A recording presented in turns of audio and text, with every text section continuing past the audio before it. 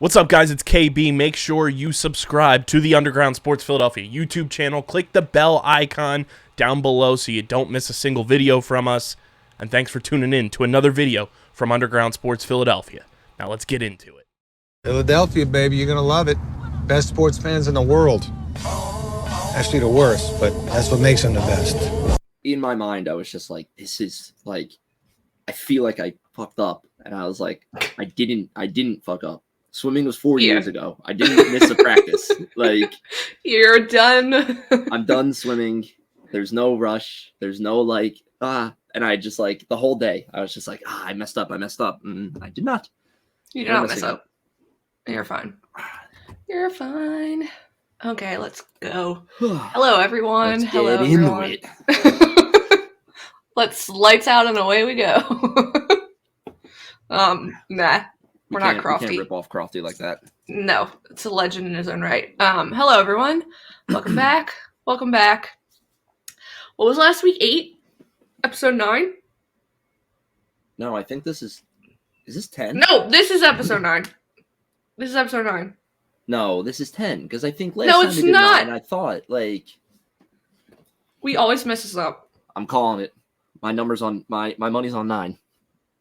These are prop bets for the week. Oh no, this is episode 10. This is episode 10, everyone. Owen was correct. We've been here for 10 episodes. 10 weeks. Here's the 10 more. 10 weeks of this nonsense. Right? 10 weeks of a few races, nothing. Now we're into the thick of it. But as always, I guess you're 10 episodes in, you know who we are. I'm Casey, that is Owen. We're going to take some time today to go over, obviously, our meme of the week, weekly news, recap Baku. I mean, it wasn't exciting like our last race recap after Australia. No. 2 totally different races, if I do say. And then we're going to preview Miami. That's this weekend. Thank God. There's something about when the drivers and the race they're on your time zone. It just makes it so little much bit easier. It's so much easier. I know the love and appreciation now that all the European watchers have been having for their entire lives. And that's what I was like. I don't mind waking up early on Sundays. That's fine. It's just when you look at the schedule, I'm like, oh my God. Yeah, you don't have to worry about it. Yeah. It's literally like I can end the weekend with the race. I'm not starting Sunday with the race. Yeah. And then you're like adrenaline's pumping if it's exciting for the rest of the day. Yeah, but I'm ready. What time is it on Sunday? 3:30? Yeah, I'll go over everything later, but yeah, 3:30 is the race start. So 3:30. 3:30. Yeah, let's get going. Meme of the week. You or me first? I don't care. All right, I'll go first. All right. Bring up your lovely Reddit thread. Good one. We're going back. We're going back to Formula Day. Before you start, we did get a decent amount of views on TikTok when I posted this clip of last week and of your meme specifically. It provides quality content, and I can't take any credit for it for myself. This is strictly from the beautiful minds of Reddit, the beautiful and corrupted minds of Reddit. Oh, I kind of have 2. Sorry, good. All right, so we also before I get into this, we need to edit our frame stuff here so that way we can screen share and it looks good, because then we can show the people watching our memes. I'll ask Kyle. I'll ask our producer Kyle. Our producer Kyle. Producer and director. Yeah. All right, so obviously last week's race, Sergio Perez, winner. Yes. The street circuit king. If I have to hear that one more time. Remains on the top. Yes, I was so happy because I wanted somebody else to win the race other than Max Verstappen. And when we had watched it at different times, and when you had said to me, it was boring. It's boring, and there's a 19-second gap. I was like, no. I was like, that means Max wins. I was like, it sucks. Blah blah blah. And then I was like, then we were watching it, and I was like, yes, Checo's gonna win. Right, beside the point. So it produced this piece of content. The title of the post on Formula Dank, if anybody wants to go find it, is called "No Max Hate, Just Funny Frame," and it's this camera shot of Christian Horner, and the username lol Heyman LA. Oh wait, what was the name that you first said? Is the post title? Okay. Not the username. Okay. Okay. So it's a picture of mainly Christian Horner, right? But he is in the back of the photo, right? He's a little far off in the distance. He would be like if he was back there at the curtains, right? Yeah. And then I think I know what you're talking about. In the forefront of the frame is a very blurry and out of focus Max Verstappen. And it gives off the vibes of like the picture was of Christian Horner and Max just kind of like snuck in there. But Horner is giving him this like sort of side eye and it's like it's very clear that Horner is like having a conversation with the engineer that's standing next to him and he's just like glancing over at Max. But somebody put the comment of it and it says Christian Horner, : look at that loser over there. And he's looking at Max. My God. It's so good. And it's just like, obviously that doesn't happen. But Yeah. like, for somebody who wins that, like, obviously you have Max who wins so much, just like having fun at the expense of him losing it's so much funnier because it's like we don't get this opportunity often, but when we do get it, we're gonna take it. Like it's good. That's actually not what I thought you were gonna say, but that was my other one. There's another one that I'll make an honorable mention, and I gotta scroll up to find it again on Formula Dank. It is it says Toto Wolff watching Red Bull sweep 1-2 every race, and it's a GIF of Batman, and he says, "So that's what that feels like." Obviously, yeah, right. Mercedes used to be so dominant and everything, and the only reason it's an honorable mention is just because it's Batman, it's comics, and love that stuff. And Toto, and Toto. So Harvard that's my honorable mention. Toto. But yeah, look at that loser over there. Max Verstappen is my meme of the week. That's good. Did you see on TikTok someone made a filter? What's Toto Wolff are you? And he did it on the Mercedes TikTok. I did see that. I haven't seen. I haven't done it. But I did see the post, and I was like, "This is good." I know. Shout out to whoever made that. It's probably freaking out that he did it. If you're gonna, here's the thing: if you're gonna do that just for Toto Wolff, you have to do it for all the team principals, or at least the like very very popular ones. Like really good ones would be obviously Toto Wolff, Christian Horner, Gunther Steiner, Zach Brown, and Gunther Steiner. Those are the four out of like Drive to Survive that like everybody knows and like causes the beef or like the drama and plot of the show. But yeah. Owen, what's his name? He was early in Drive to Survive. He told Daniel Ricciardo he was going to regret leaving. He's French. Oh, the Renault guy. Yeah, the Renault. I couldn't think of the team name. Yeah. He was good personality too. He was good. I did enjoy him. Yeah. Too bad Mattia Binotto literally had like the same faces all the time. I feel like one could be made for Fred Vasseur. He just needs a little more exposure as Ferrari team principal. He needs a little bit more time, and Binotto would be hard just because he always talks in Italian. So it's like... Yeah, but even like the faces, like when you saw him on Drive to Survive, he was like stone cold. Like it never was... He didn't show a lot of emotion. Yeah, true. None. That's a good point. I've seen someone made which Charles Leclerc are you? Or which Charles Leclerc meme are you? I feel like there was another one I saw with another driver. I can't think. I mean, at this point, you could do George Russell because he also provides quality meme content. You could do a lot of them now. Yeah, I know the well-known drivers you could do. I mean, it's like really like the Logan Sargents, the Nick DeVries, like stuff like that. You can't really like generate content out of you. Nick Latifi. Nick Latifi. Yeah, which we can talk about that later. But yes, I also have two. My meme of the week. First, I'll do my first one last. So really my first one. Obviously, we all saw the hole in the side of Max's car from George Russell. Yes. And how big it was. Someone photoshopped his opening credit scene into the hole. I did see that one. That was a good one. Yeah, that was a good one. I really enjoyed that. I was also, I'm kind of going to a third one. I also took the fight of them after and put her sister was a witch over top of them fighting. It's such a good one. Her I know. sister was a witch. It was a witch. When I first did it, matched up perfectly. Like, whoever talks second is when Max moves and starts talking, and it literally looked like he was saying.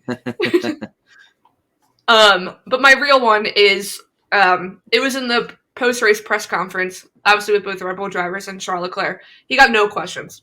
So it's literally, someone took a video and then I edited like what his internal thoughts were onto it, but someone literally cropped it so it was just him on the screen. And like it starts off, he puts the microphone down, he like crosses his arms, then he gets comfy. And like the person, the way they edited it, just kept being like, oh, this question for Max, this question for Max, this question for Sergio. It's when they say at the end, or they say another question for Sergio or something, and he like looks over whoever's on like the side and pretends he's falling asleep.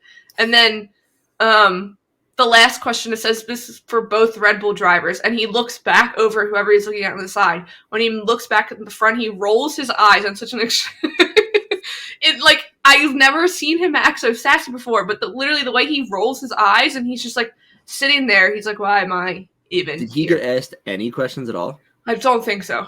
I haven't watched the full press conference, but I really don't think he got asked that many questions. You think there would be like any questions about like qualifying? I know, his polls, like yeah. 2 pole positions in one weekend, like. Yeah, I don't know. But literally he looks, it's when he's like, he like is rubbing his face and he does like the, like he's nodding off. And then when he rolls his eyes and shakes his head, I was like, oh, Charles Leclerc. Feisty. Sassy Leclerc. But yes, they're my memes of the week. I kind of have a few. That was good. Two were my. This race was, as boring as it was, I feel like a lot of the people in like the F1 like social media space like made a lot of memes out of it because the race what was were so you watching? And it was like, this race sucks, so I'm just gonna sit here and do nothing. Like, I mean, that's the thing. Like, I was practically falling asleep watching the race, and I could probably fall asleep and miss 20 laps and come back and be like, oh, all right, nothing changed, which was true. Nothing changed. So I would say I watched it at home because we got up to go to the race that morning. So when I got up, I got dressed before I went downstairs. Because I was like, if this is action-packed, I'm not leaving in the middle to go get ready. Yeah. Halfway through, I was like, I could leave and get ready. Like, I literally went upstairs and finished getting dressed and finished getting ready. Like, washed my face, brushed my teeth. We were watching it, and Connor had watched it before he came to Broad Street as well. Yeah. So, like, Nick and I were watching it for the first time. Connor had already seen it, and he kept Poor on saying, Connor had to watch it twice. Yeah, well, Connor kept on saying, he was like, wait until the end. Like, wait until the end. It gets a little, like, some stuff happens at the end, like, blah, blah. It's, like, lap, 50, and I'm like, when is this shit happening? Like, literally lap 51. And then literally lap 51, and we'll talk on a little bit more, but obviously the chaos with Ocon and Esteban ensued, and it was just like, I was like, oh, you literally weren't kidding that it was all the way at the end. Like, yeah. Well, and like you said, we'll talk about it later, but what's his name? Alonso almost caught up to Leclerc also. He was getting faster at the end. Yeah, because I think the Ferrari tires were literally shot, so Alonso was catching up.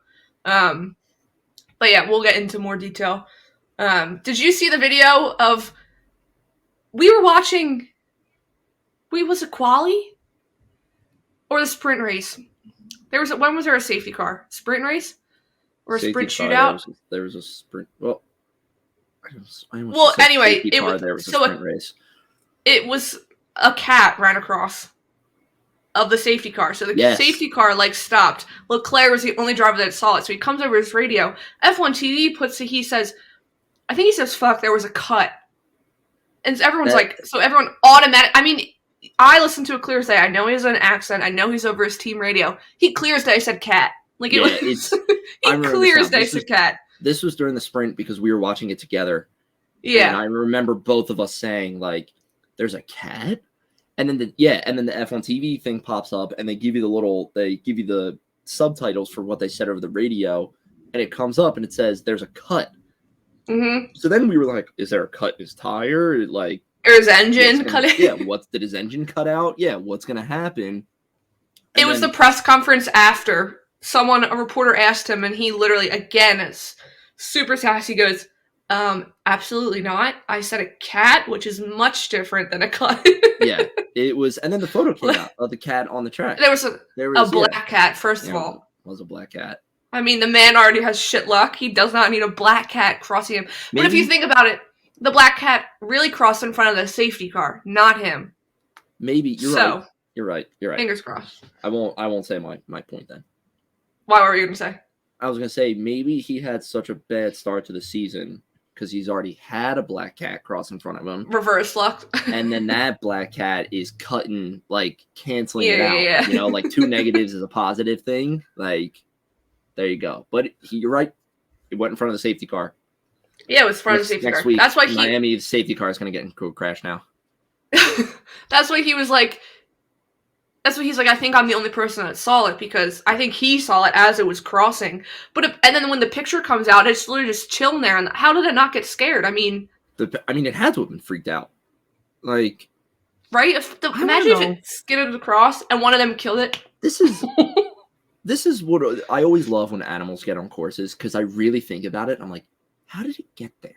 Like, that's like in Montreal when the groundhog crosses the track. Like, how? Yeah. Or was it 2 years ago? No, more than that. 3 years ago when there was the black cat on the Giants field in the football game. Oh, yes.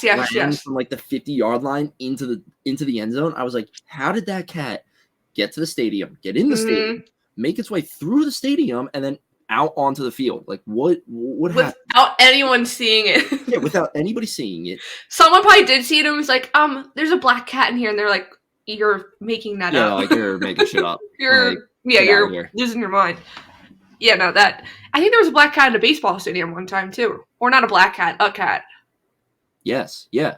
I do remember that. Yeah. I can't remember the teams, but I do remember that, yeah. It's just like birds are one thing, but how does it make it that deep? You're right. Like, how does it get that deep into the stadium or the course, you know, the track without anybody seeing it and without anybody being like, there is a loose cat and we should probably stop that.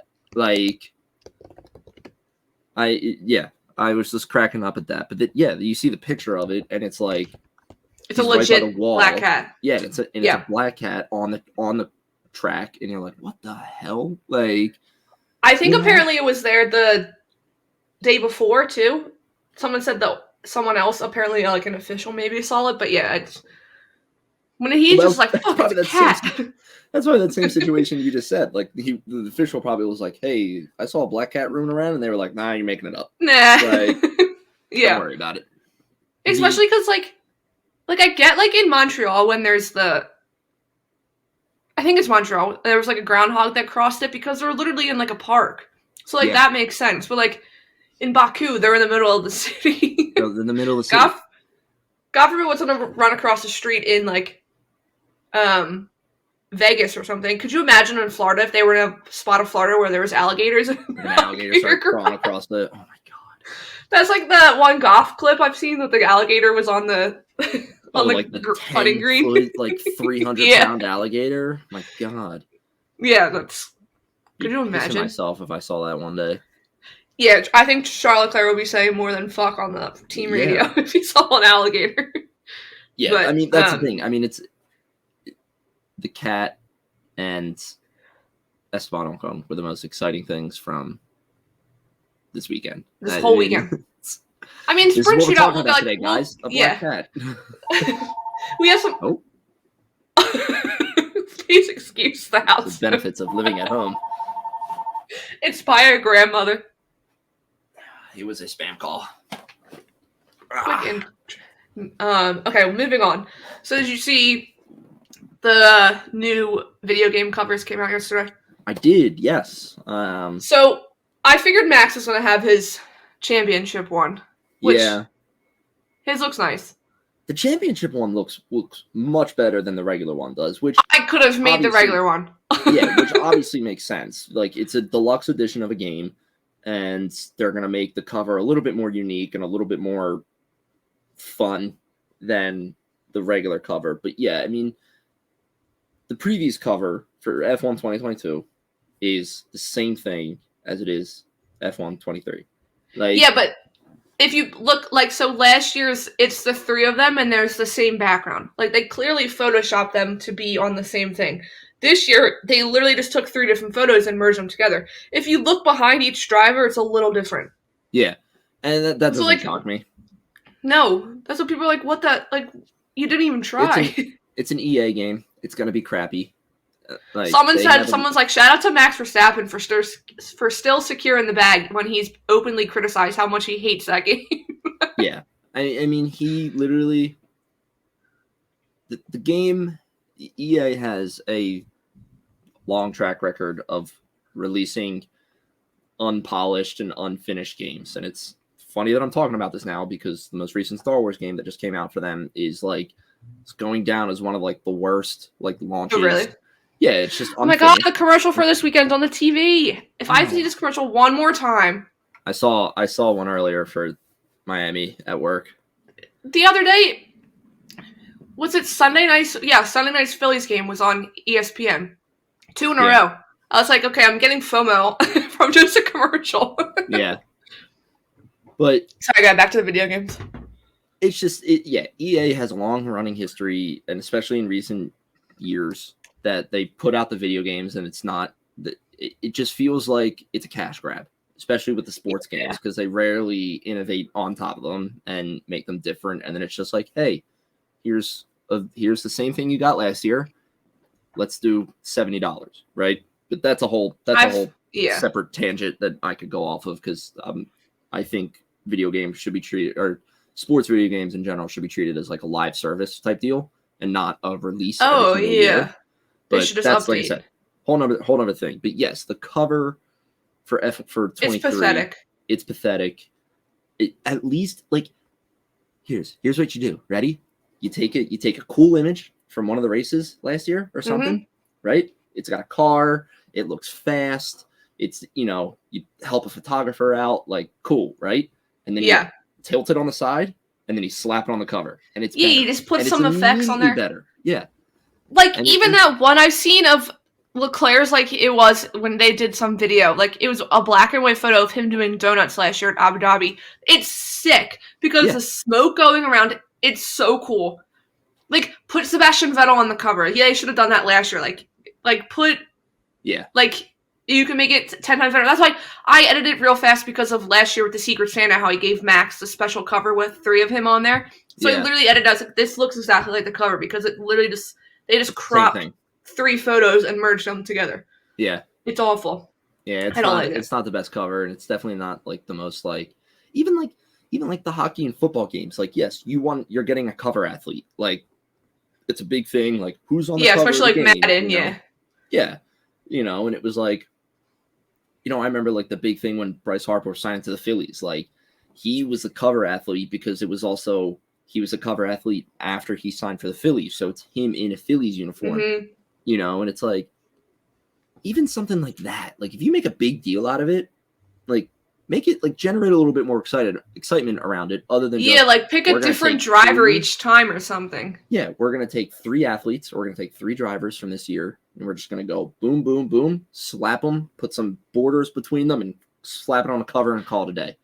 Right, and also, like, I know they're literally all there at the beginning of the season during testing, doing all this press stuff. So if you knew it was going to be the 3 of them, make them do a joint photo shoot and get a cool picture. Yeah, like, because I understand why you have Hamilton on there. I understand why I have Lando Norris on there. And I understand why I have Leclerc on there. So, like, those 3 make sense. So merge them together. But, like, make the photo be do something relevant or something.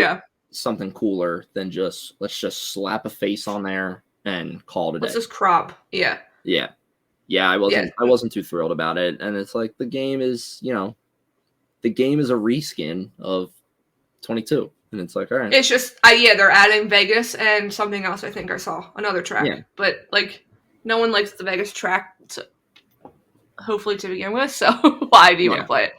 But yeah, I saw those, and Leclerc's blue Ferrari sweatshirt, the best sweatshirt I've ever decided to make ever. That is a good sweatshirt. I do like it. Something about the Ferrari with just like the contrast of the blue instead of the normal red, it looks really nice. So I saw a tweet. I was like, I understand the Ferrari's red. I was like, but the blue, It's just a welcoming change. That's Yeah. like, I'm in love. This is going off. I'm in love with the Williams merch for this year. Like their team merch. It's I saw so some nice previews, yeah. because it's literally like the dark blue with the lighter blue. There's just something about it that it's very nice. It's very, very nice. Yeah, and every team coming out with their special Miami merch, and it's all neon. It's a little much. Every team's coming out with like hot pink, teal, and then there's Ferrari releasing those baseball jerseys in their normal red. Yeah. You go, Ferrari. You go, Ferrari. Yeah. Stick to the classics. Stick to the classics. Stick to what you know. But yes. So moving on, some news for this week. There's really not been much. Not a lot. Obviously it came out last weekend, right before, I think after we recorded, so I don't think we talked about it, stating how Laurent McKees was, oh yes we did, Laurent McKees is going to be going to AlphaTauri as the team principal. We talked about that. So Ferrari apparently is pissed and kind of embarrassed. This tweet says, Ferrari's been left embarrassed by Red Bull after the signing of McKees, a key man for Ferrari who has access to very sensitive information, and future Ferrari programs will sit on the pit wall with an agreement with Red Bull family already in his pockets. Which I completely understand. It's kind of like what the Eagles just dealt with. Yeah. And the it's funny tampering. You said that. Literally, is that the right word? Tampering. That was just what's going through my mind.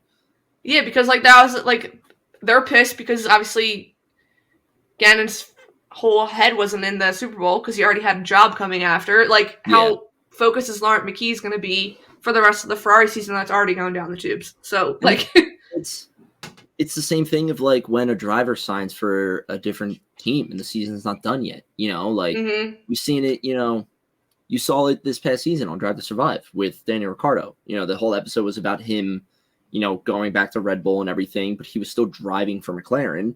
You know, he's got to go in there and be like, don't worry, like my head is still, you know, fully on McLaren and everything. And it's like everybody now, regardless of what you say, is going to have some sort of like doubt in their mind of like, but is it like, is it just like Alonso going to Aston Martin? Like what was like, and that whole deal. Yeah.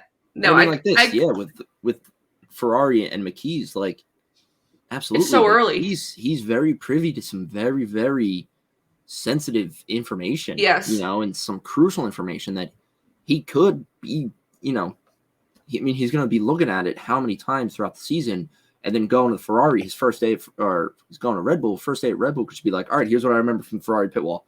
Like, and just start writing some stuff down. And it's like, shit. Like, I mean, but let's be real. How much stuff is he bringing from Ferrari pit wall? I mean, that's fair. Not a lot. Definitely not their strategies. No, definitely not their strategies. Wait, I want to bring up that because Ferrari's getting two. I didn't note it. Ferrari's getting two engineers from Red Bull, but apparently Fred's been talking to like 30 plus Ferrari or Red Bull people to come over to Ferrari. I'm like, you go, Fred. It's the new silly season. It's not about the drivers anymore. It's about the engineers and the strategists and everything. And oh yeah, this was tweeted yesterday. His name's Enrico Balbo. Bilbo? Enrico Balbo. Yeah, sure. He's Red Bull's head of aerodynamics. Could be heading to Ferrari at the start of 2024. He's the number 3 engineer at Red Bull. After Adrian Newey and technical director Pierre. I'm not even trying. He's also worked at Mercedes between 2024 and 2014 and 2017, which that was their prime. So yeah, he's just gone from prime to prime. Ferrari, you're next. Next. Yeah, but apparently I think it said that Fred has been like had his hand in talking to like 30 plus people at Red Bull to try come over. We talked about this. It's the regime change. You know, it's literally changing of the guard. New man in charge. Let me wipe out everything and bring in fresh faces and fresh blood. You know, that's exactly what that is. But yeah, I mean that's a shitty situation for Ferrari to be in now. You know, of like, and you're exactly right. It's the same thing with the Jonathan Gannon stuff of like, how do they know now that his head like what he's not giving is 100% in on Ferrari and making sure that Ferrari has a successful season if he's already committed to Red Bull next year. And like you said, it's still very early. Like, it's we're only still 3-4 races in. Yeah. And we got what? 22 total race, like 23 total 23 total races. So you still have 20 races to go where you know that this guy is not going to be there next year. And it's like, how do you like fully commit to that that's what you have until what, November, the end of November for the season to end. Like, that's a whole lot of time.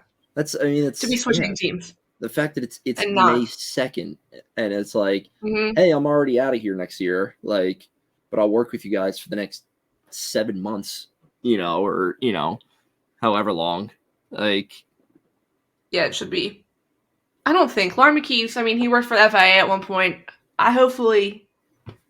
That's obviously, you're Ferrari, you're thinking that, which they have every right to be thinking that. So, yeah. But yes, so moving on to some other news, I also just thought of something else. I pulled it up. So Adrian Newey, just mentioned him, but he's like Red Bull's, I feel like, Red Bull Whisperer or something. He's renewed his contract until 2026. He's the chief technical officer. He will oversee the activity of the Milton Keynes campus, including the newly established powertrains division. The prospect of working on 100% made in Red Bull project. And then, I knew his contract was coming up, and it's good for them to be locking him in because Ferrari would probably try and try and snatch him up.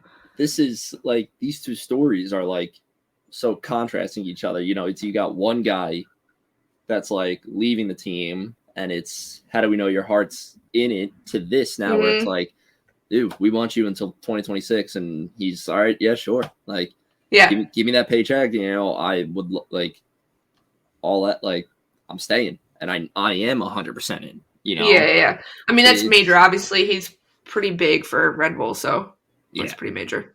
That's huge. But yes, so that broke over the weekend too, or yesterday maybe. I can't remember when I think that may have been yesterday because I think I just saw it today. Yeah, I think it was yesterday. Also something yesterday. Well, let's over the weekend and then yesterday. So yesterday was the 29 years since Ayrton Senna passed away. So like everyone was obviously posting about that, rightfully so.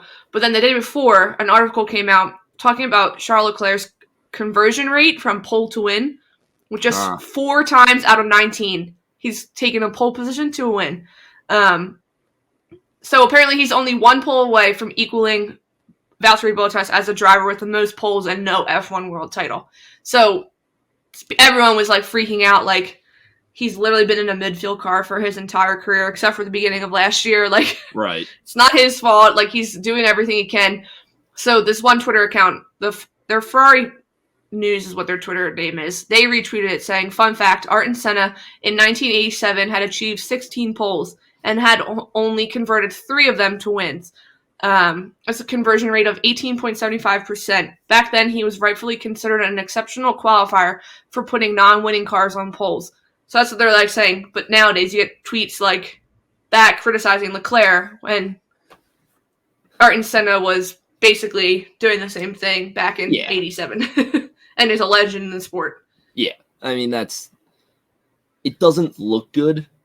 No. Absolutely. Like, you're at face value, you're going to take that stat and be like, holy shit. Like, that's not good, But then it's the same thing of like, all right, where was like, it was good on that account for posting the Senna comparison, because that really does kind of call it back into like realism, and it's like everybody on social media will see that bad stat and then just be like, holy shit. And then like the more you see that, obviously it's going to have a negative effect, but yeah, you're right. Like, Senna had, what's the fact that they posted it too? I get why they posted this weekend because he had 2 poles, no wins, but like, he didn't even have had those 2 poles with the car that they're in. Like, there's no way you should have had those two poles. I don't think that's that indicates anything about how he is as a driver. and everything. And No. like we said, we've said it multiple times on and off, the podcast, that you put him in a competitive put him in a car. Red Bull or an Aston Martin, I think he's winning every race, and yeah, it's just, to me, that's not it. Like I said, it's not indicative of who he is as a driver and his skill level as a driver. So I don't think that's anything to be concerned about. But yeah, I see why that account tweeted it out too this weekend. It's like you said, 2 poles, and he didn't convert either to wins, and it's like, all right, what the hell? But yeah, what the heck? Yeah, no, yeah, I didn't like that tweet, obviously for other reasons, but and then last piece of weekly news. This literally got added today, actually, like while we were doing the intro. So last night was the Met Gala. Daniel Ricciardo was at the Met Gala. No, Lewis Hamilton, who has been invited in years past, which worked out. I wonder why he wasn't there, because they need to be in Miami this week anyway. But where's the Met Gala? New York. Oh. Yeah, so 2-hour flight. It's not like it's yeah. But yeah, so Daniel Ricciardo was there. People were freaking out because it came out as a rumor, and then I've never watched. I've always paid attention on Twitter, but then you got glimpses of him in the background. Like, did you see Jared Leto dressed up as the cat? Did you see the picture of that? I did not see that at all. So he showed up as the cat for the designers they were honoring, because it was like his cat. But so in the background of one of the shots, you see Daniel Ricciardo just his head, and he looks so confused. People were like, Daniel Ricciardo was just as confused as everyone. But he's almost at the top of the steps. Anne Hathaway's taking pictures or talking to someone, and she turns and she's like, Daniel Ricciardo, so nice to meet you. And I was like, it's Anne Hathaway? Queen of Genovia is a F1 fan? Everyone's freaking out. Yeah, because she literally says, she turns, he doesn't say hello first, and she's like, right. Oh, Daniel Ricciardo. Hello, nice to meet you. And then she's like, I'm such a big F1 fan, and people were freaking out. So I saw part of the memes that I saw this week is there's a photo of Anne Hathaway, and he's in the background. He's in the background, and there's text over the photo of Anne Hathaway, and it says the downfall of McLaren, and Ricciardo's teasing in the background. But I didn't realize that she had turned around and was kind of made that first contact, and it wasn't somebody leaned over and whispered to her that's Daniel Ricciardo, he's an F1, it was So I saw there's 2 videos I saw. There's the first one, it's the end of their conversation, and she's like, oh, I'm a big F1 fan, and she's like, it's so nice to meet you, and then walks away. And the second video I just saw right before we started, she literally turns and makes eye contact with him and goes over. So no one's whispering in her ear Daniel Ricciardo. He just goes right over. So I was knows ooh. exactly who he is. And no, that's cool. Maybe her publicist was quizzing her on newer people that were invited this year, so if she talked to them, she could talk to them. Fair. But yes, you never know. No, but that's cool to see. Even if it was fake enthusiasm, seeing that enthusiasm, I'm sure Daniel Ricciardo loved it. He just looked like that. He would. There's a video of him just standing and smiling and turning. People were he looks so happy. He's just taking it all in. He was probably so just he was probably out of his element. He was probably so starstruck and was just exactly taking it all in. Knowing him, he probably texted Lewis Hamilton and was like, "Why is this the 1 year you're not here? I would have had a friend." What the hell, man? Because I know. There are some celebrities that are fans of F1. You have Patrick Dempsey. He's at a lot of races. I think he has a race team for some sort of motorsport. Oh, he does? Yeah. Gordon Ramsay is at a ton of races. He's a huge fan. Tom Cruise. Which did you see? So I think it's Silverstone. He will be a part of the driver's parade because they're filming the movie in different paddocks all around this season, but one of them he'll be in the driver's parade because they're filming. That's funny. And then who else? Oh, Dak Shepard. He's a huge fan. He just started a podcast also. Oh yeah. Which I follow them on TikTok. They talk about the randomest stuff. Yeah, they talk about the randomest stuff. They literally made videos discussing the evolution of Charles Leclerc's hair, Carlos Sainz's hair, I mean, and And then, well, I've seen a video, like, it was him and Kristen. Yeah, true. Kristen Bell and him were on Ellen years ago. And apparently, I think they just went to a race. And Kristen Bell goes, I mean, there's this one driver, Charles Leclerc, he just has, like, a face. And, like, his face pops up on the screen. And the audience is like, oh, and she's like, I know, right? Like, it's just when you see different celebrities that are actually fans, you're like, oh. Like, I was telling Marina and Jenna because Daniel Ricciardo, like, in his, like, a photo dump, posted a picture of Harry Styles doing Shoey. And there's a picture of Harry Styles wearing Daniel Ricciardo merch. So, like, people are like, do they actually know each other? But I think, I was telling Jenna and Marina, I was like, no, Niall from One Direction is a huge F1 fan. Like, he's been at multiple races. Oh, yeah. Niall Horan just is on side quests at this point, playing at the Masters. Yeah, let him. He's doing his own thing. He's doing his own thing. But yeah, so that was my last bit of weekly news. It was too good to pass up because it was perfect. Okay, let me switch this. Now let's talk about the boringest race in the world. Recap. Well, the sprint wasn't that bad. No, and yeah, okay, so we'll go through the whole weekend. So there's obviously one practice, which was chaotic. I think there was 6 yellow flags. 10 maybe? There was a ton of yellow flags. Obviously the first practice, that was fine.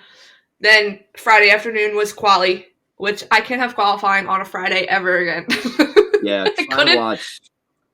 trying to pay attention to that and work at the same time was difficult. It was a pain, yeah. Especially at the end when Leclerc was like taking pole, I literally was like, oh my god, I was freaking out. Legit. That's why I made that TikTok, because my tweets, I was like, I'm turning into a Leclerc fan account at the moment because I was not expecting it. But I mean, when he gets 2 pole positions, I think that's understandable. Yeah, well, and that one was the hat trick. So, so that was Friday, which was fine. And then Saturday was the sprint shootout, and the sprint recap. And now I woke up like a freak at 4 a.m. and watched the sprint shootout. Owen, we watched the highlights later on, right before the sprint race. I thought it was pretty good. Apparently, I don't think a lot of the drivers liked the format. I thought I saw something today that apparently some of them have complained. So I have a feeling changes could be coming. Right. Like saying they need more than one practice to just jump into a qualifying.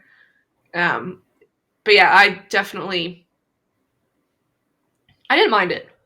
I didn't mind it at all. I liked it, honestly. And I'll say I liked it. I kind of liked it more. This is going to sound weird at first, but I'll explain. I liked it more today than when I first watched it.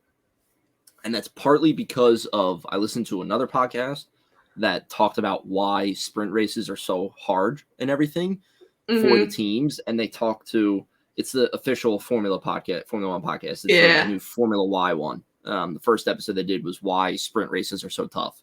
Good first episode. it was really good. I recommend listening to it. And they talk to a driver, an engineer, and a strategist. Cool. All getting their different perspectives of the sprint weekend.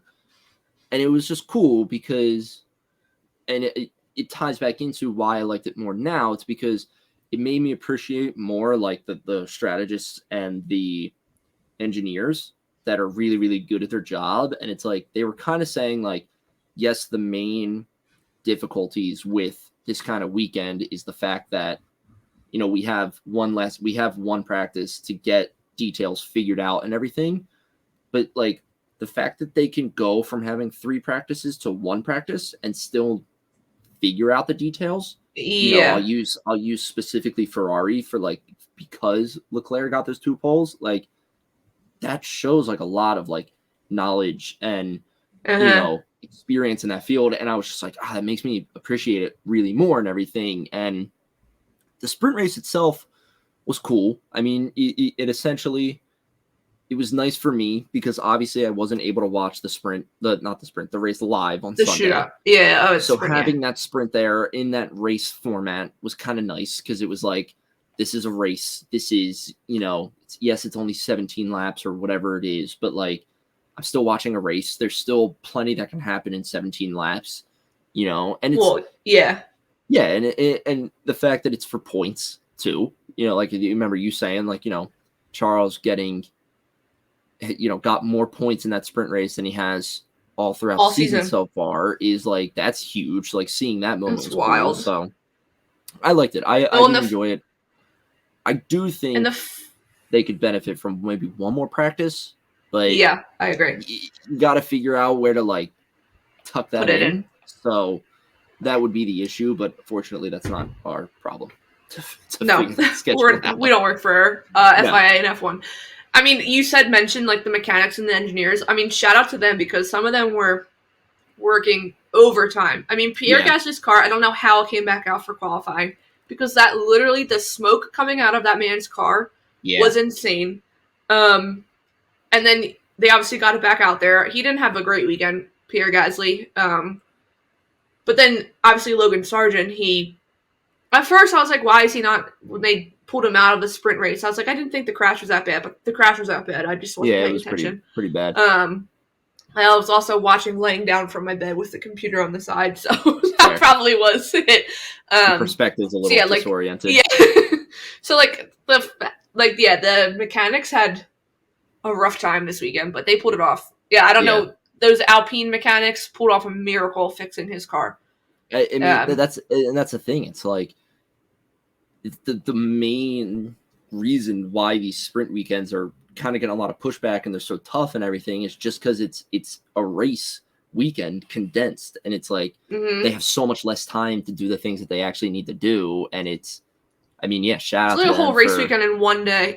Yeah, and that's the thing. Like, shout out to the engineers and the strategists and everything that can adapt to those situations and everything. So that made me really like it more. But I mean, pure surface level, I like racing. I like more racing. If it can be done in a well organized way and everything, I'm all for it. Like I said, if you can give the drivers just one more practice, I think that would be the like a good balance between the two. Of like, hey, you guys have two practices to get used to the session, get used to the track, get the specs of the car that you want, and then we'll jump into it, So yeah, I like it. I want to see it continue. I think the only thing they have to change, well, first, I did like the timing of each qualifying session, like Q1, Q2, Q3 for the shootout. Yeah. Like by the time you got to 3, obviously there's less, like 10 cars, so they had 8 minutes. I felt like you literally looked up and you're like, oh, it's basically over. It's like, done. I feel like keeping those like the timing of that would be interesting for normal qualifying. But like the rules with the tires, like Lando Norris was automatically P10 because he didn't have new softs to go out on for the last qualifying. So like he was technically DQ'd from the last qualifying. So like that didn't really that was weird. I think they also said something about, I think Yuki would have been in the same way if he made it to Q2 or Q3. He also would have been automatically like disqualified because he didn't have brand new softs to go out on. Yeah, it was weird how they were like, these are your mandatory tires for the session, but maybe that's one of those things that the drivers, kind of spoke up about and were like, hey, we're not in love with this idea, Yeah, I'm sure I would think there'd be changes. I'm sure there will be. I wonder if the bigger question, I guess, is to, if the FIA is willing to hear the complaints or anything that drivers or teams have and then adjust to it instead of it, or if they're going to be like, nope, we heard your complaints, we're also just going to chuck them in the trash. Yeah, and then screw you. Screw you guys. We think what we made is perfect and you have to deal with it, I can't remember when the next sprint is though. There's 6 this year. I'm trying to remember. I want to say Imola, but I feel like that's wrong. I can pull up the I'm trying to open up the app. I don't even know if No, not Imola. No, not that. Definitely not Monaco. Could you imagine sprint weekend in Monaco? No, is it Canada? Oh no, Austria's the next one. Oh, there it is. Yep. So we won't see another sprint until the end of July, or the end of June, beginning of July. Yeah, you can watch that one at your bachelor party. Perfect. Actually, that's probably what I will be doing.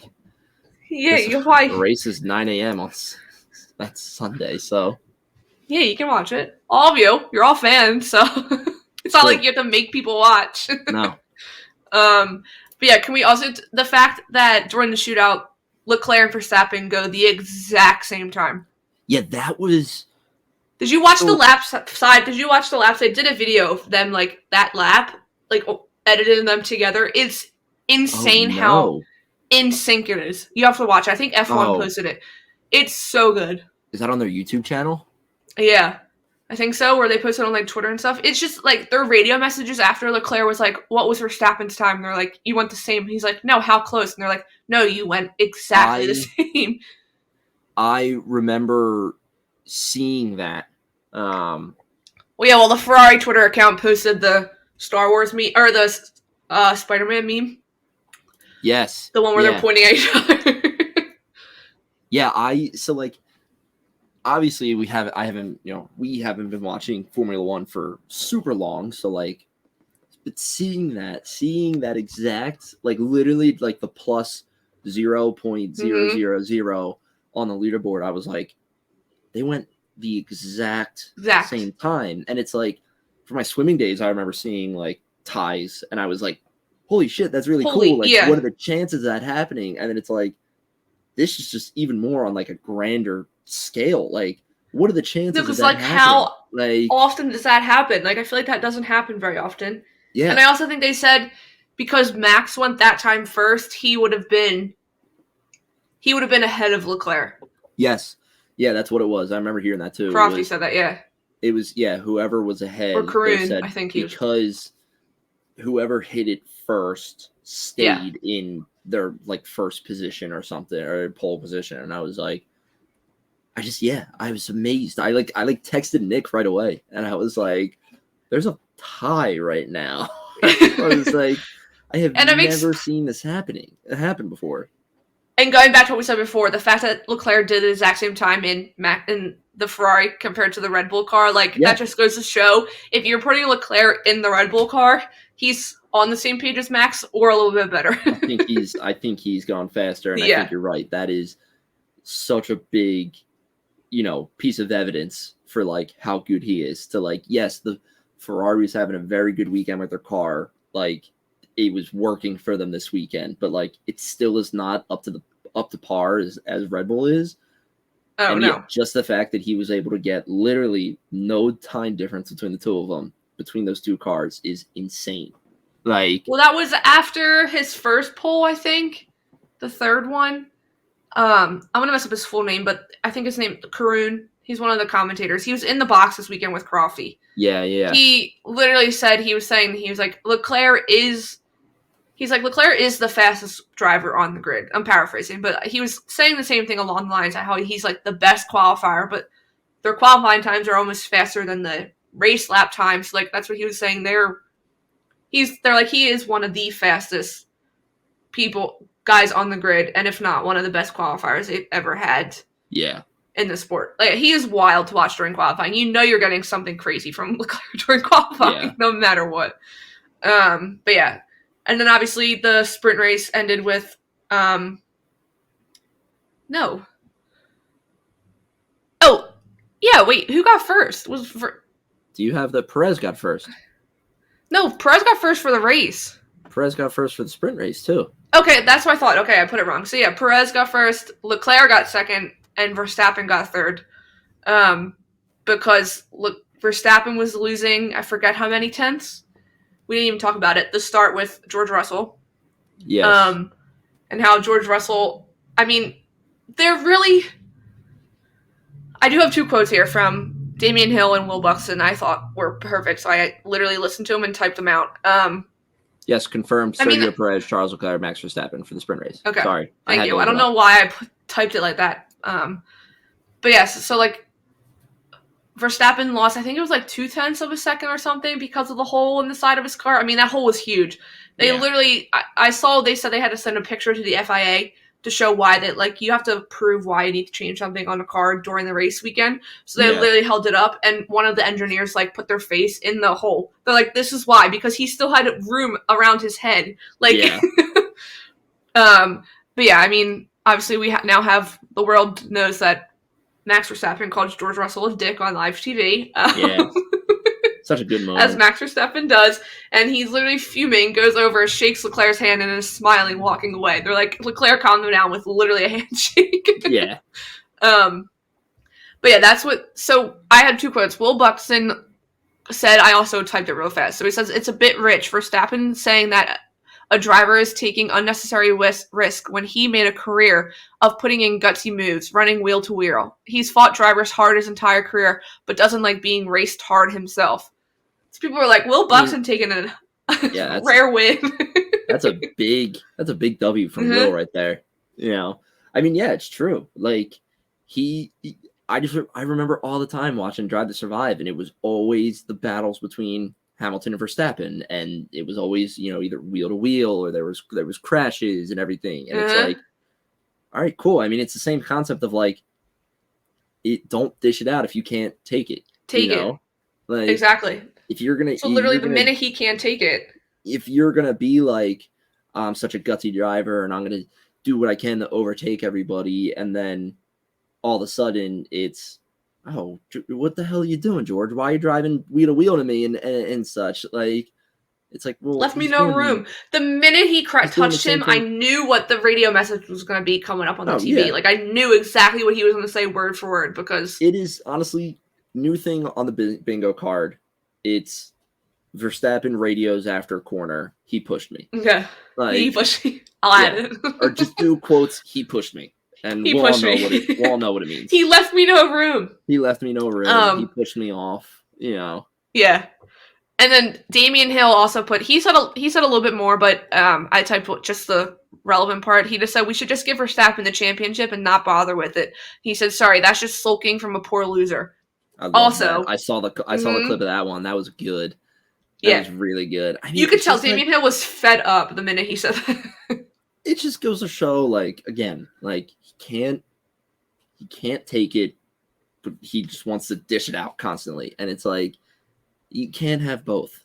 Like, no, people were saying, like, because, like, you can tell, obviously, and I've said this before, he respects Leclerc as a driver. And for, like, a little bit more, I think, than he's ever respected Hamilton and maybe Mercedes in general.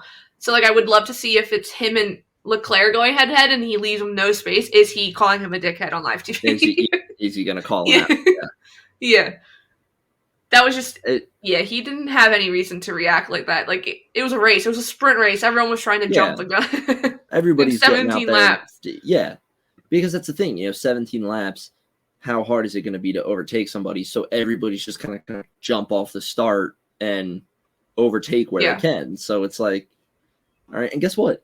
If George ran straight into him and, like, knocked them both out of the races, we would be sitting here and being like, George is an idiot. Like, George is an idiot. That was stupid. Like, all this stuff. But it's racing. Like, you're gonna have weekends where it gets a little close to you. You're gonna have weekends where he doesn't get close to you. Like, it's definitely, he didn't need to. His immaturity was showing there, and like I feel like he's a little more mature this year. But then him reacting, going, the best is when you hear, I think, them on TV when you see George go or Max go up to George, they're literally like, "Oh, here we go. Let's see what's going to happen here." And they get like super cool. Well, because they know that if that's happening, like, especially too, like, immediately after the race, and it's not like the cool down room or anything. Like, no, like Max, like you said, Max immediately gets out of the car and walks over to George, and they're like, "Oh," and they like run over because it's like George doesn't even have his helmet off yet. Like, neither did Max. Like,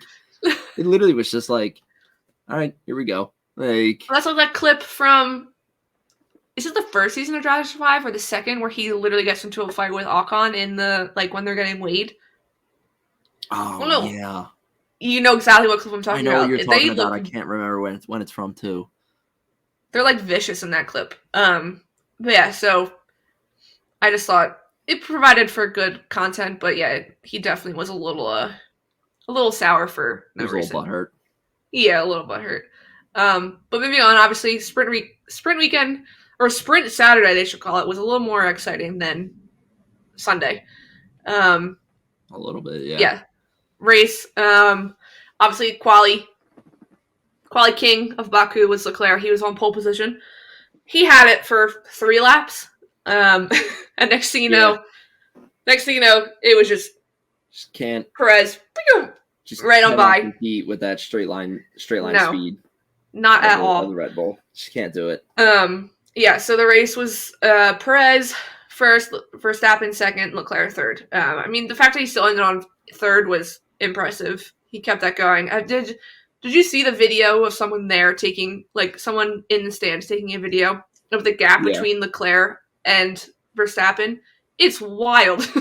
I mean, it's so long because when you see the leaderboard and you see the clock, you're obviously thinking like, wow, like, what was it, like third? It was like, no, at one point it got to like 19 or 20 seconds to gap. Yeah, it got up there like 18 seconds. Yeah, 18, 19 seconds. But like obviously you see that and you're like, holy shit, that's an eternity in F1.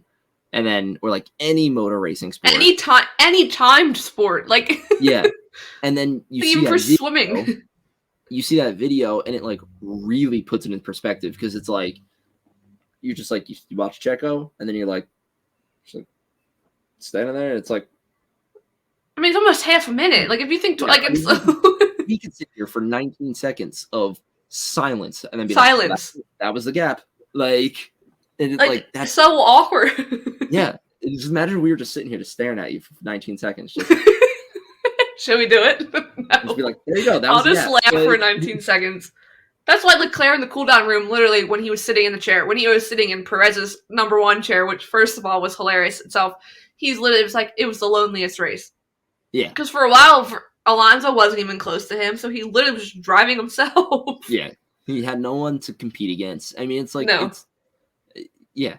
He had no one to compete against, and when you don't have a person there with you, you're not going to get pushed. And it's like, I mean, he's still driving fast, but like I said, it's great that he ended third, but I can't remember someone very lonely race. How many. The fact that there were no overtakes almost, like how little overtakes there were and how boring the race was. I mean, I mentioned before we started the fact that you heard like Crofty and Ted Kravitz literally say, "Oh, yay, Lando," because he was overtaking Kevin Magnussen because like more than halfway through the race. That's why I put that in the TikTok video I made, like with the highlights, because there literally were no highlights to choose. There was nothing. Everybody got into a position they were comfortable with and then just stayed there. And stayed there. Yeah. And it was like so boring. All right, we watched Checo overtake Leclerc at the beginning, and then we watched Norris, and then we watched Esteban Ocon almost commit mass murder. But yeah, which we'll get to. That's in and of itself. That's coming up. But it literally, like, I would love to see viewership numbers because I can tell you, people probably were tuning in because Leclerc got pole. They were probably like someone different than Red Bull. Like, maybe there's a chance. And I would love to see, like, by halfway through, people were just like, okay, this is boring. Well, like I said, we started recording. I could have fallen asleep during the middle laps and then woken back up for the end and been like, oh, I didn't miss a thing. Like, all right. Yeah, no. Well, now it's a little spicy because there's only 6 points between Perez and Verstappen. So, do you think they let them fight? I hope so. I know, but so I didn't see it on the radio to Max after the race. Horner literally goes, "It's okay, Max." Like, basically whatever he said as alluding to, like, he shouldn't have won. You're still our number 1 person. It's like, I hope Perez gets a little, like... Well, he's going to see that, Perez. He'll find it on some sort of social media or, like, it'll get sent to him or something. But I hope they fight. I mean, it's like, if we're going to have Red Bull run away with it, at least give us the fun of a fight between your 2 teammates, probably don't really like each other anyway, so yeah, like at least give us that. But who knows? I mean, I don't know that the differential off the top of my head, but I can imagine that there's more non-street circuits than there are street circuits, in the calendar. I don't know. So I think it's Baku, Monaco, Vegas now, and Singapore. All right, so if you're going strictly off of, what they're good at, or what they're stereotypically good at, Yeah. Perez isn't going to win much more, But yeah, I'm also hoping with the upgrades that people are bringing, the other teams that are bringing, I hope they catch up a little bit so there's not a 20-second gap. I'm also hoping that this was just an off weekend for Aston Martin. And well, they had DRS issues the whole weekend. Yeah, which I'm hoping they figure out before Miami. And because Miami's another one with a long straight, Yeah, so that's it's like you're gonna have that same instance of like the straight line speed of the Red Bull. This is gonna help it pull away even for like more and more each lap. So it's like I hope Aston Martin can figure their shit out, and then because they're really the only ones right now that I could seriously say like you guys could put a fight. Contend. Yeah. That's why I have hope. I have hope in Monaco because there's no long straights and there's so many turns, and the Ferrari is quicker, I think, in the turns than the Red Bull. So like that gives me hope for the Prince of Monaco to take it away. Like I said, but also if it's gonna be a runaway season from Red Bull, at least let them fight. Let Perez and Verstappen fight for the championship. Yeah. I know you want, to set up a dynasty with Verstappen like Lewis Hamilton had, but I don't care. Like, I don't care. I know what could be like that one season. Who was it that beat Hamilton in equal machinery? I can't think of his name. I don't know who you're trying to. Valtteri Bottas? No. It's not Nico Hulkenberg. Kevin Magnussen. Isn't there another Nico? I don't know. Who beat Hamilton in equal... What do you mean by equal machinery? The same car? Yeah, there were teammates, but he beat Hamilton. Oh, Nico Rosberg. He beat Hamilton in equal machinery. Like, that could be Perez this season. Yeah. But, or maybe I'll go over that tweet before we get into Esteban Ocon committing murder. So, some of the race pace analysis from the Grand Prix. This is from Fastest Pit Stop. So Verstappen was only 0.05 seconds slower than Perez. Leclerc was more than a half a second quicker than teammate Sainz, who he had an awful weekend. Sainz, he did not look good. But I think it's funny. The minute you're gonna say I hate him, the minute Leclerc's feeling good in the car, Carlos Sainz is completely uncomfortable, doesn't know how to drive. I'll just leave it at that. He forgets his left and rights. Yeah, both Mercedes were over a second slower than the Red Bull, which is they also struggled. I mean, George Russell was P11 in qualifying. He didn't even make it to Q3. Yeah, it's tough. And then Stroll was 0.64 seconds slower than Alonso. A high drop-off can be seen for Leclerc and Stroll at the end of the race. This is why Alonso almost caught Leclerc at the end. Yeah, Alonso did almost come back, but Leclerc held off. But yeah, so moving on to almost watching mass casualty on TV. So if you didn't know, if you haven't seen, I don't know who to blame. At the end of the race, they literally, so weeks before, happened with the same thing with Alex Albon in Australia. He comes into the pit lane at the end. Right. I think they changes tires to see if he can go for fastest lap. Comes in, there's people in there. So they already had one instance, but this was worse for Esteban Ocon. He's coming in, there's just photographers. There might have been 50 photographers, maybe more than that at the end, and they were putting a barrier up at the end of the pit lane. And they were right at the entrance too. Did you watch Ocon's onboard camera of the one guy literally jumps out at the last second? Yeah, so he almost hit them all. That would have been absolutely insane. That's why I just saw people saying like every other team on the pit lane probably knew Ocon was coming in for a pit stop. Like it's a known thing. Yeah. The FIA also knew, so like who let those people on? Who walked those people out there and I was like, yeah, you guys are good to go standing in this road. I'm also confused, like, why they were walking out before the race was done. And not in the sense of, like, oh, it just got mixed up. Like, the race is done. The cars have to come into the pit lane still. So, like, you're going to have to move eventually. Like, That's why I tweeted. I was like, I was always terrified of like shooting hockey. I was always terrified I was in the way. Right. And I was like never in the way. So I could not imagine just chilling there thinking you're in the clear. Yeah, no, it was. I think the FIA tried blaming it on Ocon, and everyone was like, that was not his fault. He's you driving. Clearly should not have been there. Know that there's people out in the like, and then the best is the FIA going on. Yeah, the FIA summoned their own people at the end. The to FIA yell at them summoned and find the out FIA. Yeah, yeah, they should do it more often because clearly, I mean, it's the second time it's happened. I don't think Alex Albon's was that crazy. I think Alex Albon was. Remember, it was like people coming onto the track to celebrate the podium. I think that's when it was for him, but it wasn't. They didn't. I don't think it was as bad. I mean, like we said, Esteban Ocon clearly could have hurt a few people. Oh my god, yeah, massively. It was there's the pit lane speed limit, but like stupid thing that happened never should have happened in the first place. Yeah, no. What? Oh, who was driver of the day? Perez, I think. I wasn't even paying attention. I was watching the podium in the car on the way to the city. I think so. I wasn't. As soon as aligned, like people crossed the finish line, we turned it off. We were like, all right, we're good. Yeah. I mean, literally that last race and the cooldown room was Ocon and the cooldown room was the most entertaining part of the race because you have Leclerc sitting in the wrong chair. And then he's like to Perez, oh, do you want your chair? And Perez is like, no, it's fine. Leclerc goes, okay, yeah, let me have this. Just let me have the chair.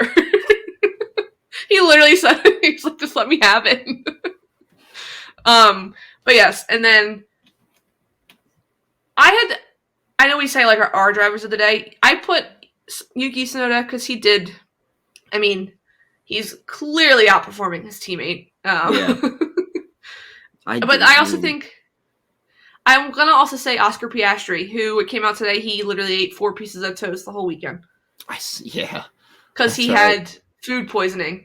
So he showed Mom the picture of him sitting up against like a column, like in the pit media ring or whatever. He literally looks like a sad child because you can just tell he looks awful. But he still finished pretty well. So you got it I'll done. say him as well.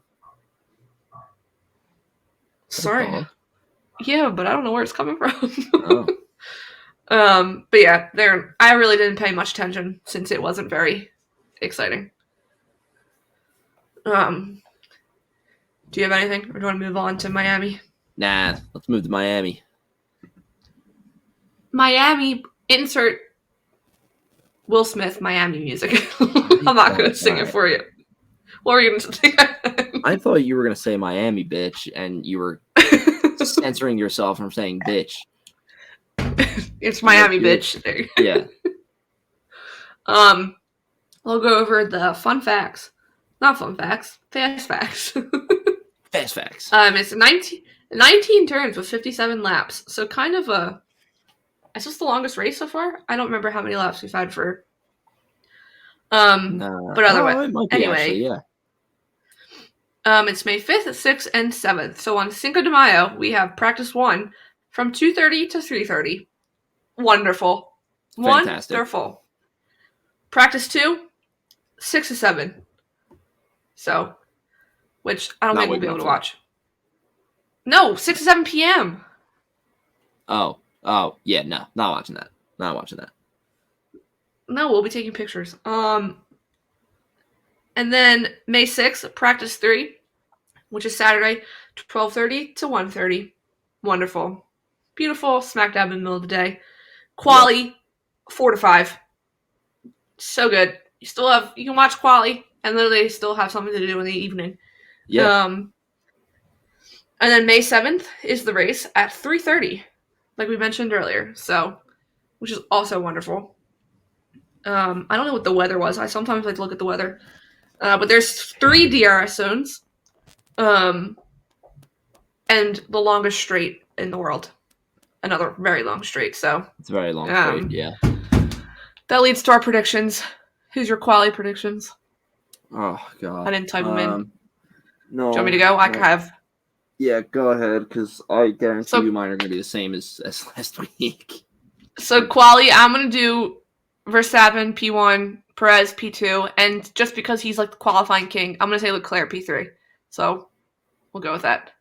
I'm gonna have to agree with you there on that one actually, because the longest straight in the world just screams 20-second gap for Red Bull again. So yeah, I agree. And then I would hope that Leclerc would be able to capitalize or continue his good weekend roll off of this past weekend,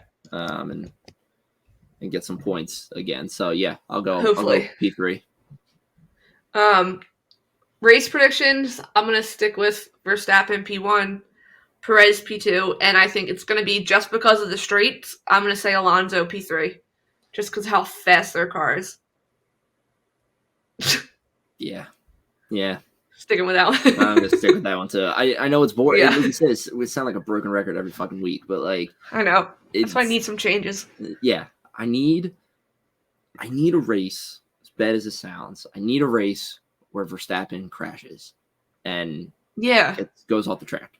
And well, that's ideally, What? Sorry, go ahead. No, go ahead. Ideally, if both Red Bulls could get out, that'd be fine. But I'm also okay with Verstappen getting out and Checo winning. I'm also okay. I'm okay with that outcome. Yeah. No, I just want to say that the P1 podcast with Maddie and his friend Tom, I think it's the other guy's name. They always do like crazy I forget what they say, like chaotic prediction. And last week they were like a Red Bull double DNF, and I was like, please give me a double DNF. That would be wild. Oh my god, that'd be wild. I mean, it wouldn't hurt them. They're so far ahead. So like, but yeah. I mean, I hope. Leclerc literally confirmed it, and I think Fred also confirmed it. There's upgrades coming to Ferrari this weekend, and they were only bringing upgrades this weekend that they could guarantee would give a difference right away. So, we got hopes, people. And also, it's the start of, it's fun races, it's new races, so there's special helmets and liveries. So, Verstappen already put his out. His is sick. Did you see it? The helmet? I posted it on the Instagram. In the Instagram story for Verstappen's. It's like, I mean, like I said earlier, they're doing all the special merch with like pink and blues and like neons. So his kind of has like blue and pink and stuff. But it's sick. There's like the lion on top. It's like a darker blue all around, and then the pink and stuff. He tweeted it if you're on Twitter.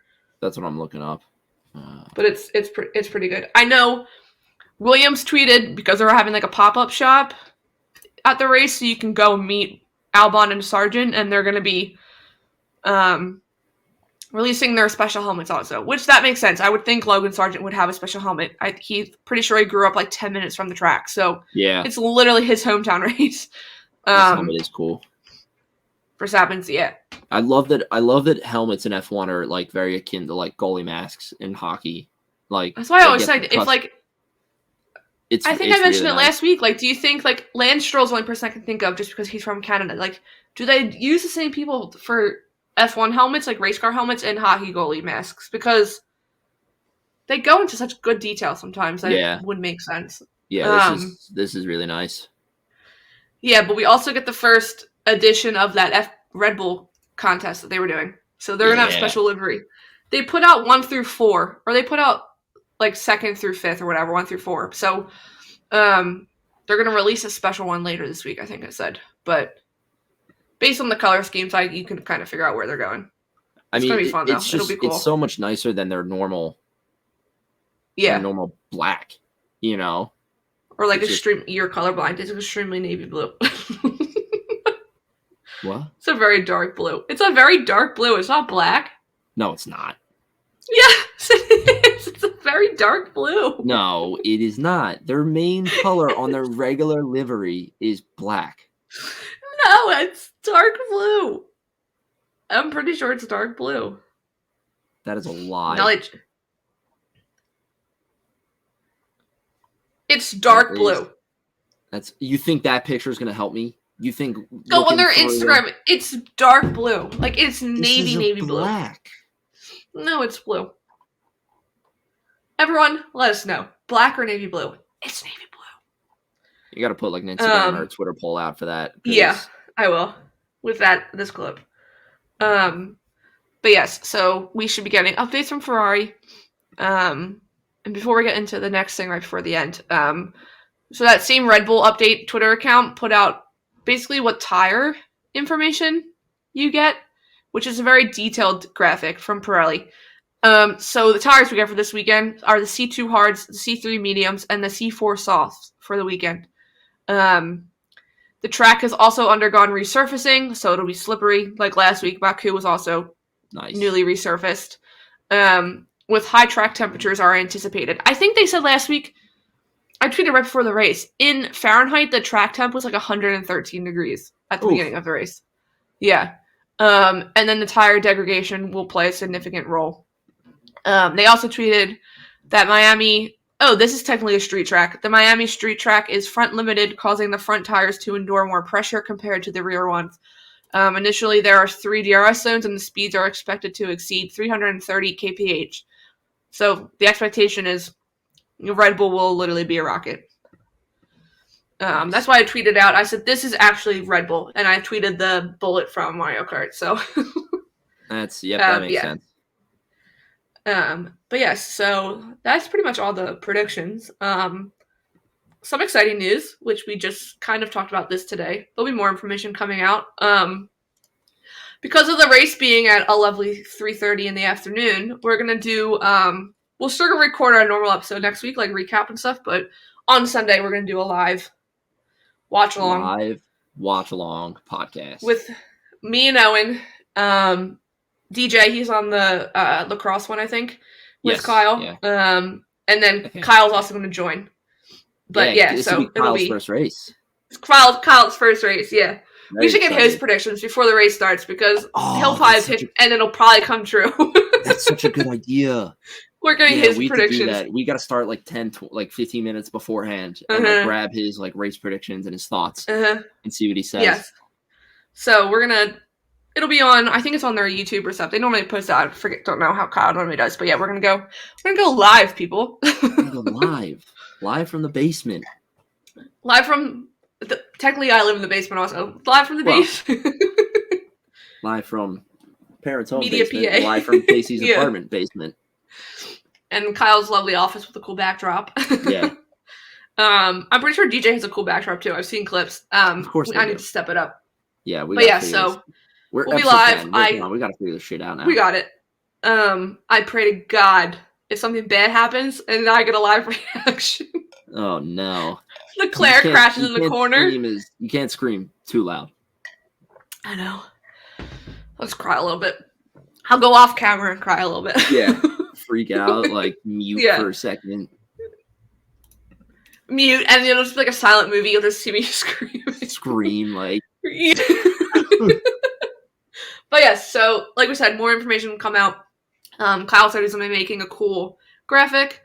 We're also working on some fun t-shirts, so they'll also be coming out as well. Yeah, we'll tweet out some details. Yeah, so stay tuned. But I think that's pretty much it. That is all. But anything? Special news, not F1 related. This is breaking news as of 53 minutes ago.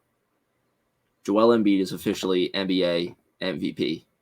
Oh yeah! Woo-hoo! 2022-2023 season. So congrats to Joel. That's the F1 fan. I need him in an F1 car for a hot lap with someone. He'd be sticking out the top of it. It'd be so fun. I know. Well, there's even the video of Jimmy Butler doing it with Lando Norris, and Jimmy Butler isn't as tall as Joel Embiid, and he looks ridiculous. He looks funny. They also have him in McLaren, so I feel like that's not the roomiest. But yes. Oh, they tweeted a video. Yeah. When they announced it. But yeah, not F1 related, but obviously Philly sports fans. Oh, you're crying. Yeah. Okay, now I'm gonna have to go watch that video. So on that note, that's huge. Thank you everyone for listening today. Yeah, they're right there. Joel Embiid, MVP. Yeah, we're done. That's it.